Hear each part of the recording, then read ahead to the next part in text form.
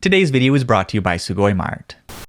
These are 10 of the most hilariously broken Pokemon from the video games, manga, and anime. But before getting into the really weird ones, and the most hilariously broken Pokemon of all time, we've got to start with Mega Rayquaza. Cause even though you would expect Mega Rayquaza to be super strong based on Pokemon lore, Mega Rayquaza ended up breaking the Pokemon Omega Ruby Alpha Sapphire metagame so hard that the biggest competitive fan community decided to ban it from all existing formats and create a brand new tier for Mega Rayquaza and Mega Rayquaza alone. I mean, if normal Rayquaza wasn't busted enough, Mega evolving it boosts Rayquaza's power level so high that it ties Mega Mewtwo X and Mega Mewtwo Y for the highest base stats in Pokemon history. And that's just the start of it, because unlike other Mega Pokemon, Mega Rayquaza is the only Mega Pokemon who can Mega Evolve without a Mega Stone, which lets it power up even more than other Mega Pokemon by holding another item. But Mega Rayquaza also gains Delta Stream, a ridiculous ability that eliminates Vanilla Rayquaza's pesky Flying type weaknesses. Even crazier is how Mega Ray keeps all the Flying type perks, like immunity to Ground type attacks and Flying type Stab to use with its overpowered signature move, Dragon Ascent, a move that's somehow even more broken in Pokemon Go. And yet even the mighty Mega Rayquaza is nothing compared to one of the most broken Pokemon ever created, Kecleon. Whoa, wait a second, Kecleon?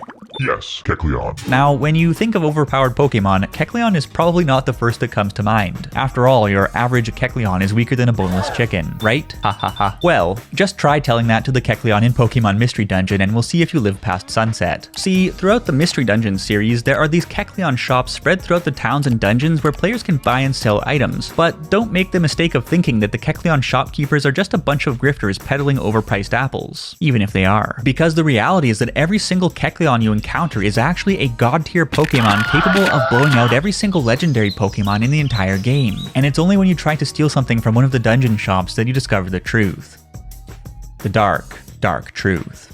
Just try it, and you'll find that wherever you run, Kecleon will teleport to your location and demand payment for the stolen goods. And if you refuse or try to escape, well, you're in for a nasty surprise. Cause even though Kecleon is kinda like the shopkeeper in The Legend of Zelda Link's Awakening, who kills anyone who dares to steal from his shop and return to it, not only does Kecleon assault you, screw with your items, and auto-fail your rescue missions, but he summons an army of other Kecleon to violate you like you've never been violated before. And it's not just that each of these Kecleon are at level 90 with maxed or nearly maxed stats, making them the strongest Pokemon in the games. It's also that they constantly run at double speed and that new killer Kecleons spawn every few turns. The Kecleon army is hilariously broken. And what's funny is that in some of the Mystery Dungeon games, the only way you can even recruit a Kecleon is by taking on the Horde. The problem being that despite the fact that your team needs to be absolutely stacked to take down just one Kecleon, you actually need to take down a whole bunch of them before you can persuade one to join you. And even with the maxed out stats and a careful strategy, the chances of succeeding are just a fraction of a percent. So if you see one of these things chasing you down, your best bet is probably just to throw it some snacks and run for your life. Which makes it a very good thing that today's video is brought to you by Sugoimart. If you haven't heard of Sugoimart, they bring all the coolest collectibles from Japan straight to your doorstep. And right now, they've got this epic 30 Days of Japan calendar that's just perfect for the holidays, or really any time of the year that you want to treat yourself or someone special to a month full of Japanese surprises. Yes, the calendar itself is a work of art, but the best thing about it is obviously that you get to unbox 30 days of Japanese goodies, from exclusive stationery to toys and collectibles to iconic snacks from Japanese brands. And while I don't want to spoil too much, let's take a sneak peek at a couple items from the calendar.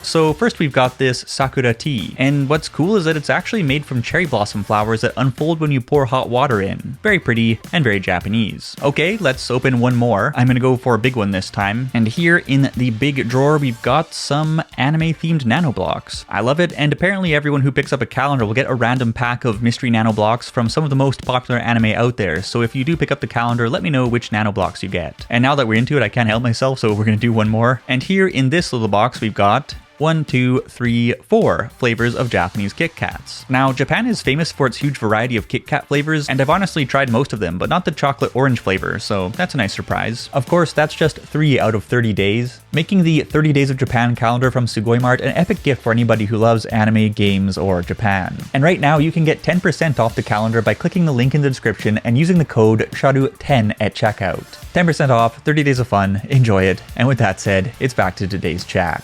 Of course, when it comes to hilariously broken Pokemon, there's simply no way that we don't talk about Ash's Pikachu from the Pokemon anime. Because let's be real, there is nothing in the games, anime, or manga that properly explains why exactly a mere Pikachu is able to take down so many pseudo-legendary Pokemon, legendary Pokemon, and concrete buildings. Let alone the fact that Ash's Pikachu basically wins the world championship by resurrecting himself and transforming into a Super Saiyan. Now, there are tons of theories out there as to why Ash's Pikachu is so powerful compared to normal Pikachus. But whether you believe that the lightning bolt in episode 1 blew off Pikachu's power cap, that the turbocharge in episode 2 expanded his electrical capacity, or that he simply eats too many peanut butter and plot armor sandwiches, Ash's Pikachu is hilariously broken. Then again, even Ash's Pikachu is nothing compared to the most broken Pikachu ever created. Pikachu from Super Smash Bros. On the Nintendo 64. An undisputed S-tier Pokemon with no real weaknesses and a ridiculous number of overpowered strengths. And while I personally think that the minuscule Hurtbox, Super Speed, wacky combos, and of course Thunder are hilarious, what really tips things over the edge is just how easily Pikachu can edge guard or make a recovery with a 2-step quick attack that not only covers a huge distance but also forces opponents to 1. Guess which direction Pikachu is heading, and 2. Actually land an attack on it. Basically, the brokenness left Mr. Sakurai no choice but to bring down the Nerf hammer on Pikachu 64 in the next Super Smash Bros. Game. Speaking of powerful Nintendo 64 Pokemon, the rental jinx in Pokemon Stadium is famously good compared to the other rental options, but that's not the jinx I want to talk about, because a much more hilariously broken jinx is Loreley's jinx from the Pokemon Adventures manga, all thanks to one super freaky ability, Ice Voodoo. Yes, Loreley's jinx can make ice dolls of people, which Loreley can then use as voodoo dolls, marking parts of the body with crosses to freeze those parts of the real person's body. And Loreley uses Jinx's power to, for example, freeze Red so that Hitmonlee can kick him in the stomach, then freeze him completely, and after using the power to bind Green and Sabrina, she tells them that if the ice dolls break, so will they, making this one of the creepiest Pokemon powers ever. Also, Zacian. We've got to talk about Zacian. Cause even though Zacian is already broken in the Pokemon Sword and Shield video games, with funny stats and the Intrepid Sword ability, which boosts its attack for simply switching in, not to mention that it can hold the rusted sword to turn into Zacian Crowned, giving it even funnier stats combined with great defensive typing, or that it might be the best Pokemon Game Freak ever created. Joining Mega Rayquaza in Smogon's Anything Goes tier, the version of Zacian that's truly broken is the Zacian that first appeared in Pokemon Unite, due to a bug that let it override its enemies' defenses completely instead of just partially.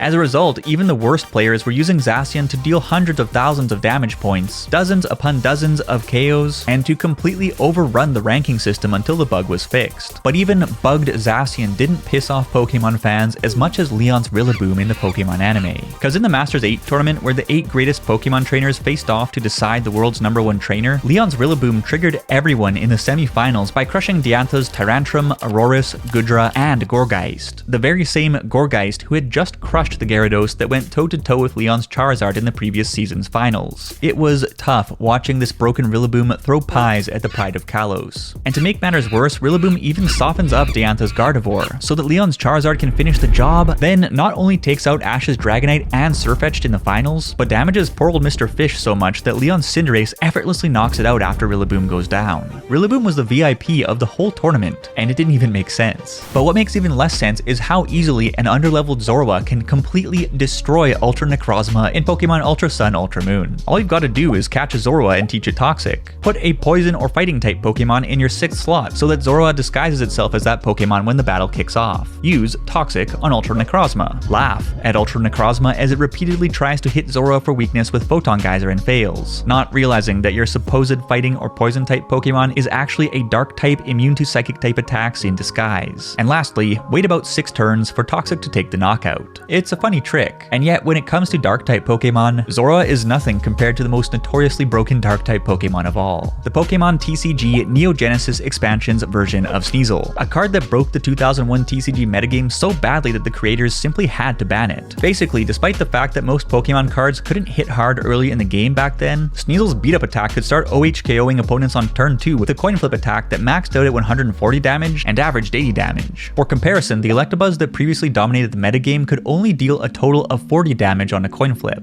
Then again, we've now arrived at the most hilariously broken Pokemon of all time, and there was only ever one Pokemon who could claim the title. Mewtwo. And I'm not talking about Mega Mewtwo, Shadow Mewtwo, or any other current version of Mewtwo. I'm talking about Mewtwo as it was in the original Pokemon Red, Blue, and Yellow video games, where it was overpowered beyond belief for 6 reasons. 1. Its base stats are just straight up funny. 2. Its psychic typing is the best defensive typing in the original games, and Mewtwo gets additional tankiness thanks to Barrier and Recover. 3. Mewtwo has insanely good offensive coverage, as well as the muscle to critical hit or freeze its way through entire teams, even blowing past direct counters like Snorlax, Chansey, and Slowbro. 4. The only Pokemon faster than Mewtwo in the original games is Electrode, meaning that it's almost always going to strike first. 5. Mewtwo can exploit the move Amnesia to give itself an insane stat boost, since special attack and special defense were rolled into a single stat in the original video games. And 6. Since there was simply no other Pokemon that could compete with Mewtwo in Generation 1, battles tended to come down to whether or not you could take out your opponent's Mewtwo before they could take out yours, and the outcome often hinged on factors outside of the player's control like critical hits and freezes. These days there are all kinds of effective counters, specialized teams, and items that can be used to check powerhouses like Mega Rayquaza and Zacian Crowned. But back then, Mewtwo ran wild on absolutely everything that Red, Blue, and Yellow could throw at it. It was absolutely unstoppable, and it was the most hilariously broken Pokemon ever made.